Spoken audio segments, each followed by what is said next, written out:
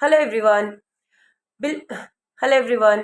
Bilkis Bano case साल 2002 एक ऐसी खौफनाक और दर्दनाक केस है जिसमें बिल्किस बानो के पूरे परिवार को उसके परिवार के पूरे 7 सदस्य को बड़े बेरहमी से हत्या कर दी जाती है। उसके 3 साल के बच्चे को उसके आंखों के सामने मर्डर किया जाता है और बिल्किस बानो जो कि 5 महीने की प्रेग्नेंट थी, उस हालत में उसको गैंग रेप किया जाता है। फिर 2002 में इस केस की सीबीआई जांच शुरू होती है और 2008 में आफ्टर ऑल एलिगेशन प्रूव्ड, सारे सबूत और गवाहों को मद्देनजर रखते हुए टोटल 11 मुजरिमों को उम्र कैद की सजा सुनाई जाती है और सब्सिक्वेंटली बिल्किस बानो को 50 लाख का मुआवजा, एक सरकारी नौकरी और एक घर देने का आदेश दिया जाता है सुप्रीम कोर्ट से। पर चौंकाने वाली बात यह है कि कुछ साल बाद इस तरह की मुजरिम की रिहाई के लिए, जिसकी रिहाई समाज के लिए एक गलत एग्जाम्पल सेट करता हो, इस तरह के मुजरिम की रिहाई के लिए गुजरात सरकार के तरफ से रिमिशन पॉलिसी के तहत रिकमेंड किया जाता है। और ताज्जुब की बात यह है कि प्रेसिडेंट ऑफ इंडिया इस पे साइन भी कर देते हैं और फिर उन 11 मुजरिमों को 15 अगस्त को आज़ादी के अमृत महोत्सव पर उन लोगों को गोधरा जेल से रिहा कर दिया जाता है और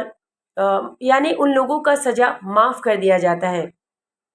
और फिर इस तरह के मुजरिमों का फूल माला से स्वागत भी किया जाता है, जो हम हिंदुस्तानियों के लिए बहुत ही अफसोस और शर्म की बात है।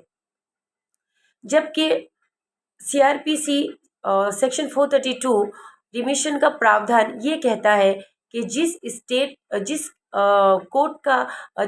का कोर्ट ने सजा दिया हो, वही सरकार रिमिशन के लिए रिकमेंड कर सकता है। बिल्किस बानो के केस में उन सारे मुजरिमों को महाराष्ट्र स्पेशल कोर्ट से सजा दिया गया था और रिमिशन के लिए रिकमेंड किया गया गुजरात सरकार की तरफ से। पर राहत की बात यह है कि बिल्किस बानो गुजरात सरकार के रिमिशन ग्रांट को चुनौती देते हुए सुप्रीम कोर्ट में अपील करती है और एक पीआईएल भी फाइल होता है और सुप्रीम कोर्ट 8 जनवरी 2024 को उन सारे मुजरिमों को 2 हफ्ते के अंदर कोर्ट में पेश होने की हुक्म देती है और अभी फरार है सारे मुजरिम, पर यकीनन वो लोग बहुत जल्दी सलाखों के पीछे होंगे। सुप्रीम कोर्ट का इस फैसले का हम तहे दिल से शुक्रगुजार है और हम इसे ये समझते हैं कि सिचुएशन चाहे जो भी हो, सुप्रीम कोर्ट हमेशा निरपेक्ष डिसीजन देता है और सुप्रीम कोर्ट न्याय का सबसे बड़ा मंदिर है। जय हिंद।